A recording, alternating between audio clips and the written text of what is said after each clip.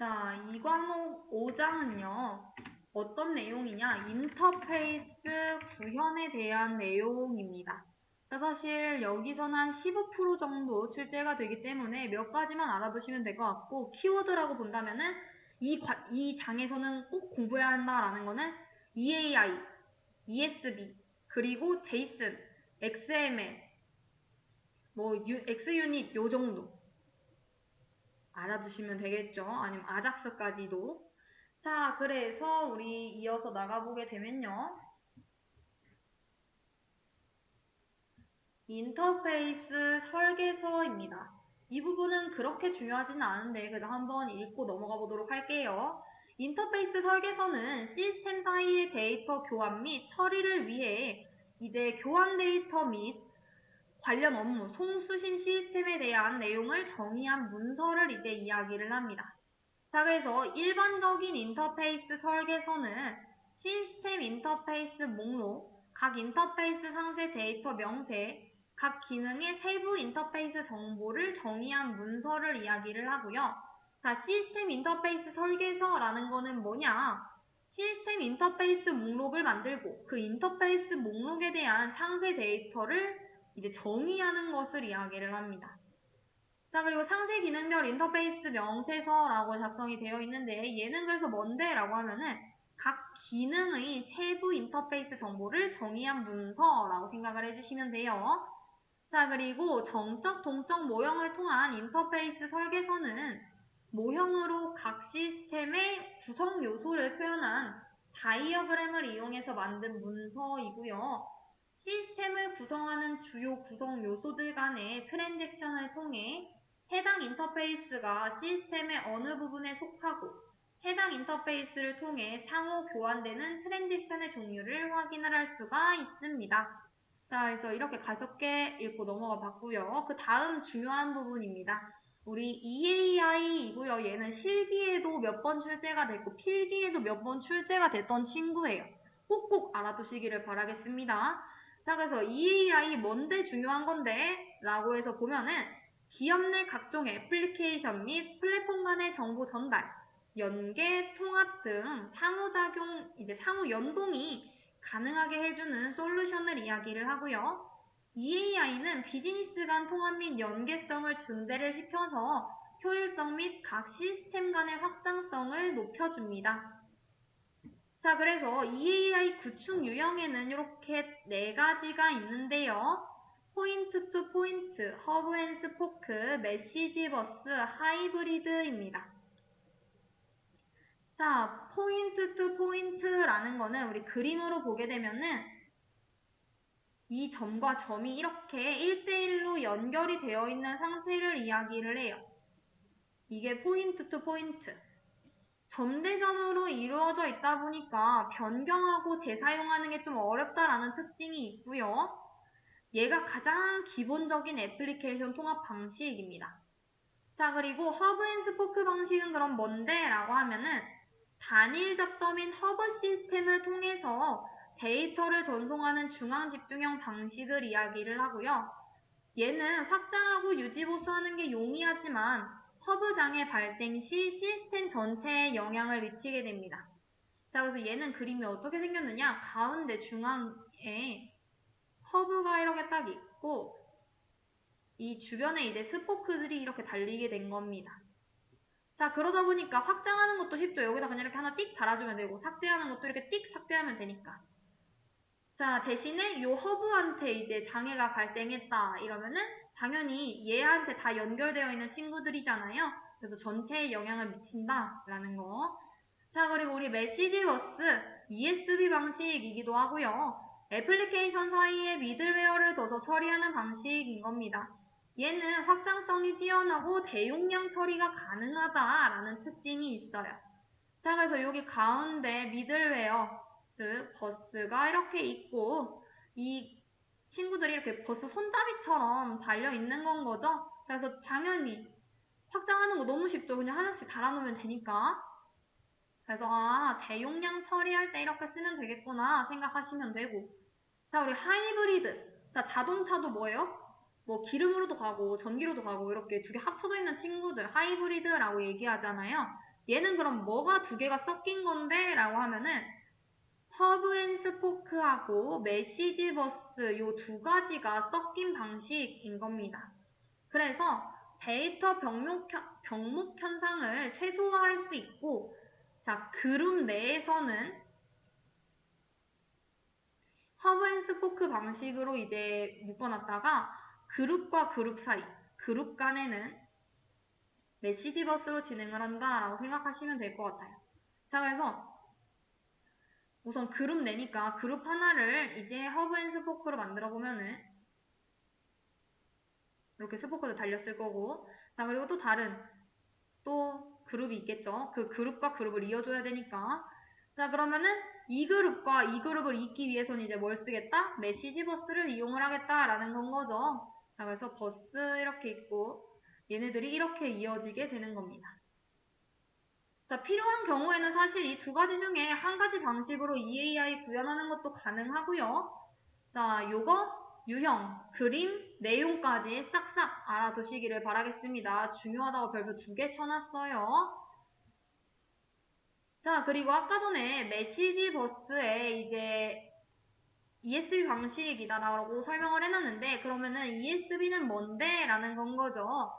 애플리케이션 간의 연계, 데이터 변환, 그리고 여기서의 키워드는 요 S가 서비스라는 그 단어에서 가지고 온 거거든요. 그래서 웹 서비스를 지원한다 라는 거를 키워드로 알아두시기를 바라겠고, 표준 기반의 인터페이스를 제공하는 솔루션을 이야기합니다. 자, 그래서 여기 보면은 애플리케이션 통합 측면에서는 EAI하고 유사하기는 하지만 애플리케이션보다는 뭐다? 서비스 중심의 통합을 지향하는 친구. 이 친구 ESB. 자, 특정 서비스에 국한되지 않고 범용적으로 넓게 사용하기 위해서는 우리 결합도 공부했죠. 약하게 유지해줘야 한다라는 거고, 관리 및 보안 유지가 쉽고 높은 품질의 이제 지원이 높은 수준의 품질 지원이 가능하다라는 거. 자, 그래서 ESB가 이렇게 있으면은 여기 이제 애플리케이션들이 이렇게 달려있는 건 거죠. 그래서 메시지 버스 방식이라고 했던 거고요. 자, 그리고 이제 이 친구가 너무 안 예워져요 하면은 사실 저는 자, 우리 서비스로 이제 제공해주는 채널이 하나 있죠. 무슨 채널 있어요? EBS 있죠. 자, EBS에서 나온 친구다라고 생각을 하고 요 BS를 바꿔주시기를 바라겠습니다. 근데 저 이 사람 이런 분도 봤어요. 진짜 실기 시험에 EBS라고 적으신 분 봤어요. EBS 아니고 ESB를 토대로 생각을 하되 ESB다라는 거 알고 넘어가 주시면 될 것 같습니다. 자, 우리 문제 한번 풀어보도록 할까요? EAI 구축 유형으로 옳지 않은 것은 입니다. 자, 몇 번이죠? 그쵸, 3번이죠. 우리 EAI 구축 유형 4가지 있었는데 뭐뭐 있었어요? 점대점으로 연결하는 그쵸, 포인트 투 포인트 있었고 우리 중앙 집중형 방식 그쵸, 허브 앤 스포크 있었고 애플리케이션 사이에 미들웨어를 두고 처리를 했던 그쵸, 메시지 버스 방식이 있고 혼합 방식 그쵸, 하이브리드 방식 이렇게 총 4가지 있었죠. 자, 우리 트리 같은 경우에는 없었습니다. 자, 그리고 그 다음 문제 한번 살펴볼까요? EAI 구축 유형 중에서 하이브리드에 대한 설명으로 틀린 것은 입니다.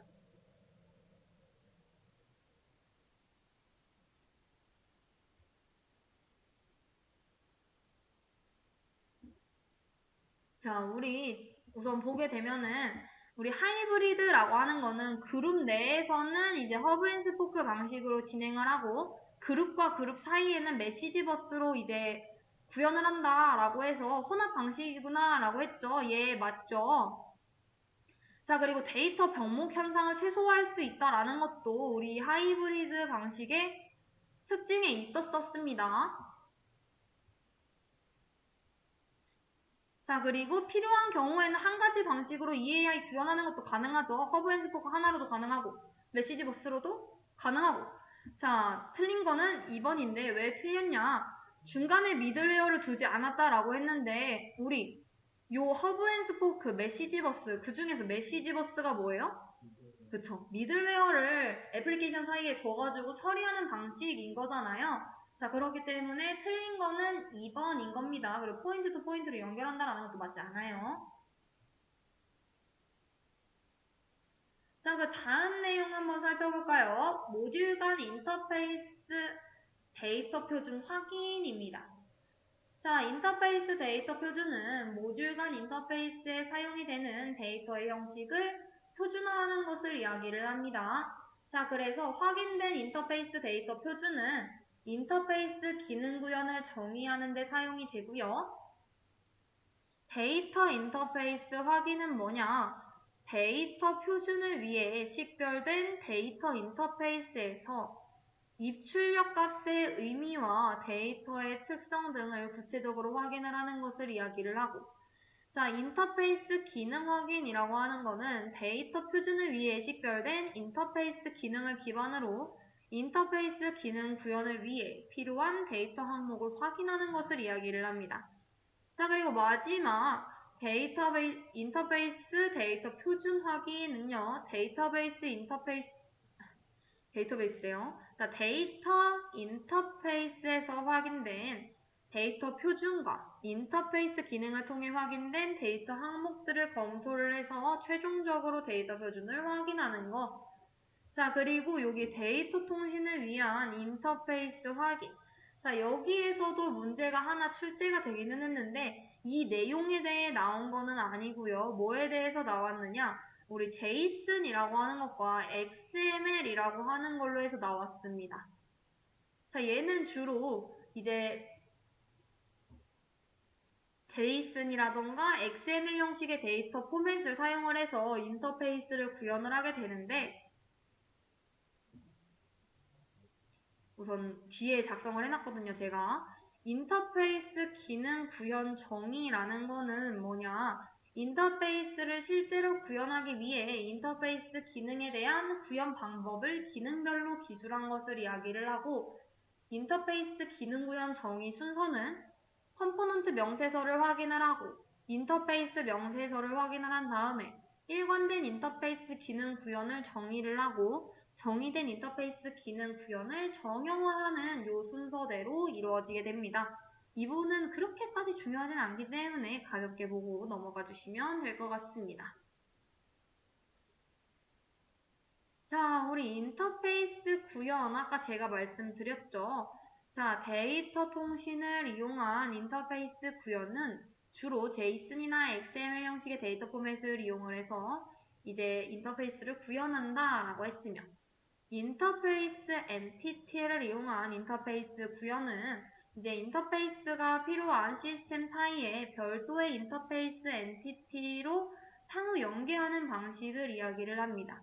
일반적으로 인터페이스 테이블은 엔티티로 이제 활용을 하게 되고 송수신 이제 인터페이스 테이블의 구조는 대부분 같지만 상황에 따라 서로 다르게 설계할 수도 있다라는 특징이 있다라는 거 알아두시면 좋을 것 같습니다.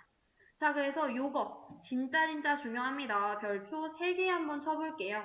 자, 인터페이스 구현에 나오는 키워드 3가지인데 제이슨, XML, 아작스입니다. 자, 시험 문제 얘네들 3개 중에 하나씩 꼭꼭 나왔거든요. 그래서 요 3개는 진짜 못해도 꼭 외우고 가셔야 돼요. 자, 그래서 제이슨이 뭔데? 라고 하면은 자바스크립트에서 따가지고 온 게 요 앞글자인 거거든요. 그래서 여기서의 키워드는 속성, 값상. 사실 요것만 보고서도 사실 얘네 3개 중에 구하라 라고 하면 제이슨 택하실 수 있어야 되거든요. 자, 속성, 값상으로 이루어진 데이터 객체를 전달하기 위해 사람이 읽을 수 있는 텍스트를 이제 사용하는 개방형 표준 포맷을 이야기를 합니다. 자, 비동기 처리에 사용되는 아작스에서 이제 XML을 대체해서 사용이 되고 있고요. 자, 그 다음 이제 XML은 뭔데? 라고 하면은 얘는 마크업 랭귀지예요. 자, 그래서 언어라는 건 거죠. 특수한 목적을 갖는 마크업 언어를 만드는 데 사용이 되는 다목적 마크업 언어이고 웹페이지의 기본 형식인 HTML의 문법이 각 웹 브라우저에서 상호 호환적이지 못하다는 문제와 SGML의 복잡함을 해결하기 위해서 이제 개발이 되었습니다. 자, 얘도 역시 마크업 언어긴 해요. 자, 그리고 우리 아작스라는 것도 보게 되면은 얘는 자바스크립트 등을 이용을 해서 클라이언트와 서버 간에 XML 데이터를 교환 및 제어함으로써 이용자가 웹페이지와 이제 자유롭게 상호작용할 수 있도록 하는 비동기 통신 기술을 이야기를 하거든요. 자, 그래서 요 세 가지 개념 꼭 알아두시기를 바라겠고, 문제 한번 풀어보도록 하겠습니다. 자, 웹과 컴퓨터 프로그램에서 용량이 적은 데이터를 교환하기 위해 데이터 객체를 속성 값의 쌍 형태로 표현하는 형식으로 자바스크립트를 토대로 개발되어진 형식은입니다. 자, 우리 속성 값상의 형태만 보고서도 문제를 풀 수 있어야 하고 이거에 대한 설명을 하기 위해서는 이 단어가 꼭 나온다라고 했어요. 속성 값상. 이거 뭐죠? 그쵸. 제이슨이죠. 자, 그렇기 때문에 해당 문제 정답은 3번이 되겠고요. 속성 값상의 형태 꼭꼭 알아두세요. 제이슨이랑 합쳐서. 자, 그리고 다음 한번 살펴볼까요? 인터페이스 구현 시 사용하는 기술 중 다음 내용이 설명하는 것은입니다. 자바스크립트를 사용한 비동기 통신 기술로서 클라이언트와 서버 간의 XML 데이터를 주고받는 기술. 그쵸. 얘 비동기 통신 기술이면서 자바스크립트 사용해서 XML 주고받는 기술은 아작스밖에 없죠. 자, 그래서 문제 정답 2번 확인해 주시면 되고요. 자, 우리 인터페이스 예외 처리 한번 볼까요? 얘는 그렇게 중요하진 않습니다. 자, 인터페이스 예외 처리란 무엇인데? 라고 하면은 구현된 인터페이스가 동작하는 과정에서 기능상 예외 상황이 이제 발생했을 때 그것을 이제 처리하는 절차를 이야기를 합니다.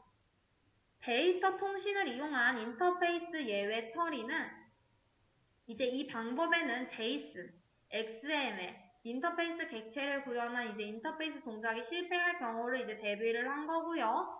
자, 우리 인터페이스 엔티티를 이용한 인터페이스 예외 처리는 인터페이스 엔티티를 이용한 이제 예외 처리 방법이 인터페이스 동작이 실패할 경우를 대비를 해가지고 해당 엔티티의 인터페이스의 실패 상황과 원인 같은 것들을 기록을 해두고 그거에 대한 조치를 할 수 있도록 사용자 및 관리자에서 알려주는 방식으로서 예외 처리 방법을 정의를 하게 되는 건 거죠.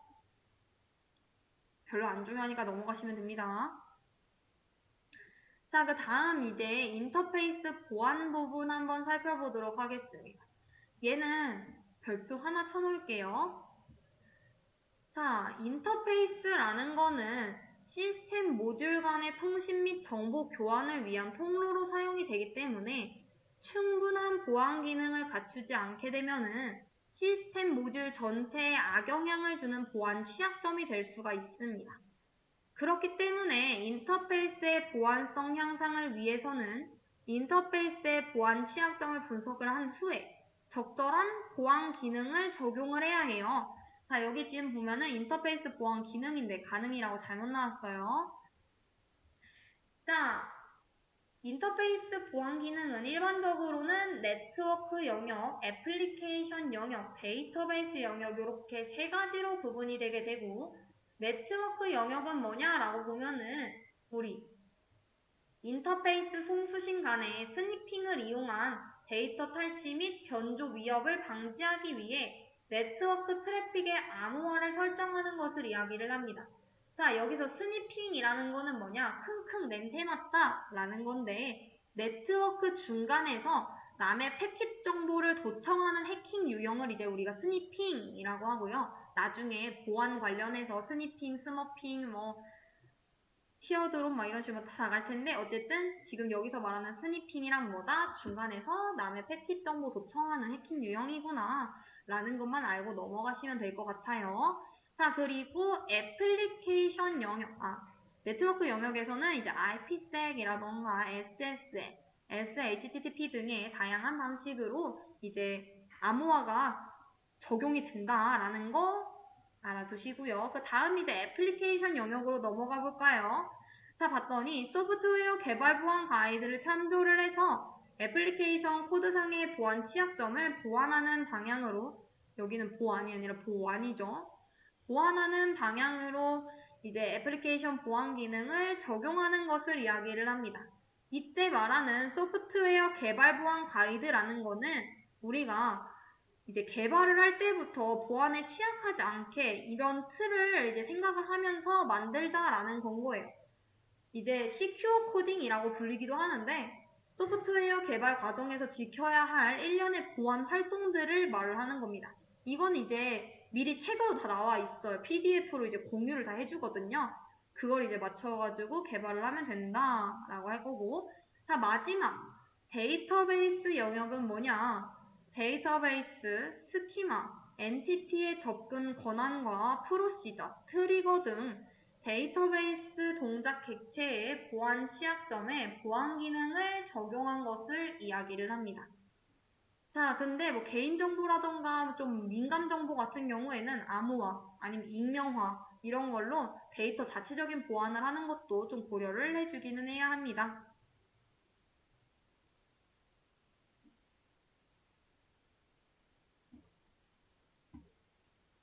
애플리케이션 요거 말씀이신 걸까요?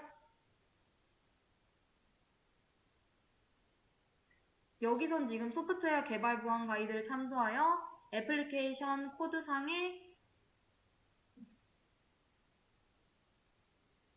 얘는 보안 가이드요. 네, 얘는 보안 가이드 맞습니다. 네, 얘는 보안, 얘는 보안, 그리고 얘가 이제 보완하는 방향 이렇게 해서 보완이고 얘가 이제 보안 기능을 적용한다. 되셨을까요? 네. 자, 그리고 문제 한번 살펴보도록 하겠습니다. 인터페이스 보안을 위해 네트워크 영역에 적용될 수 있는 것으로 거리가 먼 것은입니다.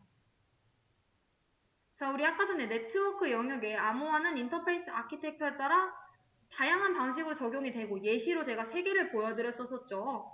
뭐뭐뭐뭐였었어요? 그쵸. IPsec 그리고 그쵸. SSL 그리고 SHTTP까지 였었습니다. 자, 그렇기 때문에 적용될 수 있는 걸로 거리가 먼 것은 4번 SMTP가 될 거고요. SMTP가 뭐냐라고 또 질문을 주셨는데 이게 Simple Mail Transfer Protocol의 약자로서 프로토콜을 이야기를 해요. 우리가 인터넷을 통해 가지고 이메일 같은 거 보내잖아요. 그럴 때 이제 사용이 되는 통신 프로토콜이 이제 SMTP라고 생각을 하시면 되고 이제 전자우편 프로토콜 보안인 거지 여기서는 이제 네트워크 영역에는 해당되지 않습니다. 전송 계층에 좀 해당이 되는 친구예요. 자, 그래서 문제 정답 4번이고요. 우리 이제 데이터 무결성 검사 도구부터 이어서 볼 텐데 데이터 무결성 검사 도구는 시스템 파일의 변경 유무를 확인을 하고 파일이 변경되었을 경우 이를 관리자에게 알려주는 도구로서 인터페이스 보안 취약점을 분석하는 데 사용이 됩니다. 뭐 크래커라던가 허가되지 않은 내부 사용자들이 시스템에 침입을 하게 되면은 백도어를 만들어 놓거나 시스템 파일을 변경을 해서 자신의 흔적을 감추는데 무결성 검사 도구를 이용을 해가지고 이를 감지할 수 있게 되는 건 거죠. 자, 그리고 해시 함수를 이용을 해가지고 현재 파일 및 디렉토리 상태를 DB에 이제 저장을 한 후 감시하다가 현재 상태와 DB의 상태가 달라지게 되면은 관리자에게 변경 사실을 알려주는 것. 대표적인 이제 무결성 검사 도구에는 뭐 여러 가지들이 있긴 있는데 뭐 AID 아니면은 클레이몰 같은 것들이 있습니다.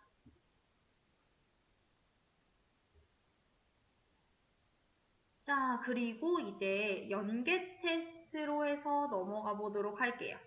자, 연계 테스트는 구축된 연계 시스템과 연계 시스템의 구성 요소가 정상적으로 동작하는지 확인하는 활동을 연계 테스트라고 합니다.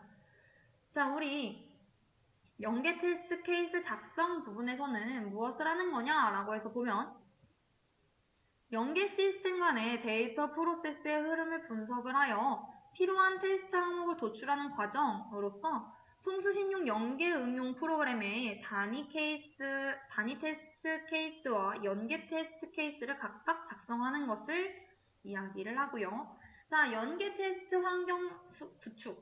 자, 얘는 뭐냐? 테스트의 일정, 방법, 절차, 소요 시간 이런 것들을 송수신 기관과의 협의를 통해 결정하는 것을 이야기를 합니다. 자, 그리고 연계 테스트 수행이란 뭐냐? 연계 응용 프로그램을 실행해요. 이제 연계 테스트 케이스의 시험 항목 및 처리 절차 등 실제로 진행하는 것을 이야기를 하고요. 마지막, 연계 테스트 수행 결과 검증은 연계 테스트 케이스의 시험 항목 및 처리 절차를 수행한 결과가 예상 결과와 동일한지를 확인하는 것을 이야기를 합니다. 자, 그래서 얘는 그렇게 별로 중요하진 않기 때문에 샤샥 보고 넘어가 주시면 될 것 같습니다. 자, 인터페이스 구현 검증 도구입니다. 얘는 중요합니다. 시험 문제에 출제된 적이 있으면 중요한 거죠. 자, 뭐냐라고 해서 보게 되면 자, 인터페이스 구현을 검증하기 위해서는 인터페이스 단위 기능과 시나리오 등을 기반으로 하는 통합 테스트가 필요하죠. 그래서 그 통합 테스트는 아래와 같은 이제 자동화 도구를 이용을 하게 되면 효율적으로 수행을 할 수가 있어요. 자, 그래서 어떤 것들이 있나 해서 봤더니 자, 첫 번째 도구 X유닛입니다. 자, X유닛은 자바, C++, 단넷 여기 점이 빠지긴 했는데 자, 단넷 등 다양한 언어를 지원하는 단위 태스크 프레임워크이고요. 자, 얘의 키워드는 다양한 언어를 지원을 한다라는 겁니다. 자, 그리고 STAF라는 거는 서비스 호출 및 컴포넌트 재사용 등 다양한 환경을 지원하는 테스트 프레임워크이고요. 피트니스, 얘는 웹 기반 테스트 케이스 설계, 실행, 결과 확인 등을 지원하는 테스트 프레임워크이고 여기서의 키워드는 웹 기반인 겁니다. 자, 그리고 NTAF, 얘는 이제 피트니스의 장점인 협업 기능과 STAF의 장점인 재사용, 확장성을 통합한 이제 NHN이라는 건데 얘 네이버라고 생각하시면 돼요. 네이버의 이제 테스트 자동화 프레임워크이고요. 자, 얘는 얘와 얘의 통합이라는 것이 키워드. 자, 그리고 셀레니움이라는 거 얘는 파이썬에서도 많이 쓰이죠. 웹브라우저 자동으로 검색하게 할 때 툴로 우리 패키지 다운로드 받아가지고 쓰잖아요. 다양한 브라우저 및 개발 언어를 지원하는 웹 애플리케이션 테스트 프레임워크입니다. 자, 그래서 여기서의 키워드는 다양한 브라우저. 자, 그리고 마지막 워터. 얘는 루비를 사용하는 두 번 들어갔네요. 애플리케이션 테스트 프레임워크이고요. 루비 언어라는 게 키워드입니다. 자, 그래서 각각 키워드 맞춰가지고 이제 매칭 시켜주시면 될 것 같고요. 도구는.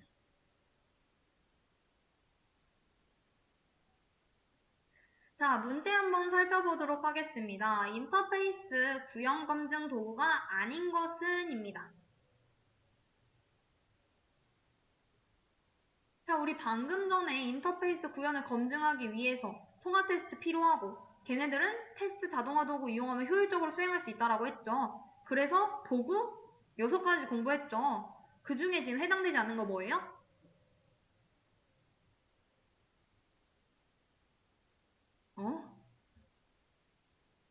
자, 우리 1번이죠. ESB 같은 경우에는 대표적인 모듈 연계 방법인 거지 인터페이스 구현 검증 도구가 아니죠. 우리 EAI, ESB 공부를 너무 열심히 했나요? 자, 우리 ESB가 뭐였죠? 애플리케이션 간 연계, 데이터 변환, 웹 서비스 지원 등 표준 기반의 인터페이스를 제공하는 솔루션. 그래서 EAI하고는 좀 유사하기는 한데 애플리케이션보다는 서비스 중심의 통합을 지향하는 친구.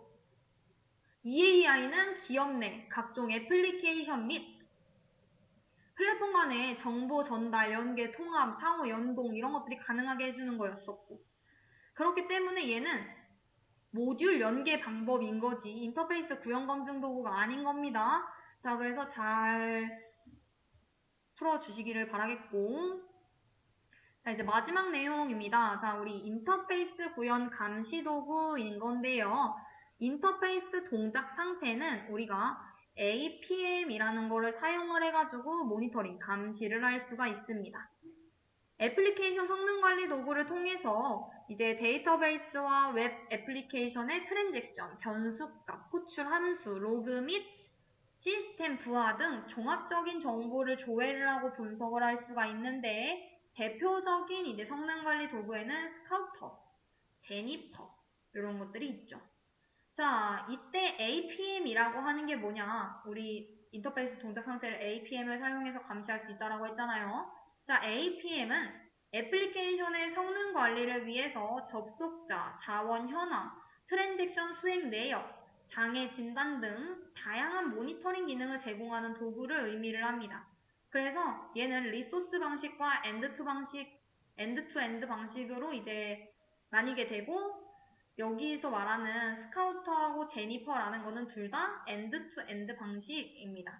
사실 그렇게까지는 알 필요 없고, 그냥 뭐 다음 중 애플리케이션 흐름 모니터링과 성능 예측을 통해 최적의 애플리케이션 상태를 보장 및 관리하는 것을 의미하는 용어는 무엇인가?